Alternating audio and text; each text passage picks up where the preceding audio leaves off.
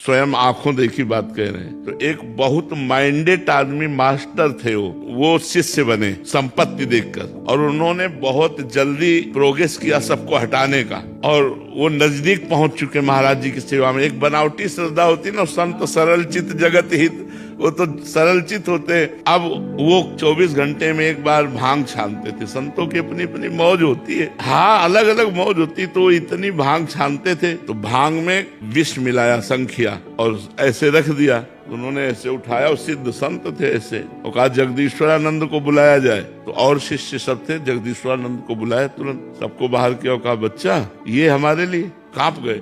तो उन्होंने खप्पर में घोरा और हरिओम पूरा पी गए। उन्होंने कहा कि अरे गुरुजी, बोले पिलाने के लिए तो तूने रखा है। और 7 दिन पद्मासन में बैठे रहे, और रोज बुलाते उसको, कहते देख तेरे जहर का कोई प्रभाव पड़ा, देख तेरे जहर का कोई प्रभाव। और ये कोई नहीं जानता था। 7वें दिन कहा अब मैं अपना शरीर अपनी इच्छा से त्यागता हूँ, तेरे जहर से नहीं। जो ही उन्होंने संकल्प किया, पूरे शरीर में जहर फैल गया, पूरा नीला शरीर पड़ गया, शरीर छूट गया। उस व्यक्ति को देखा गया कि जैसे पानी आता है और दरारें पड़ जाती है ना मिट्टी में पानी जाने के बाद, ऐसे शरीरों में दरारें पड़ गई और मवाद चूने लगा।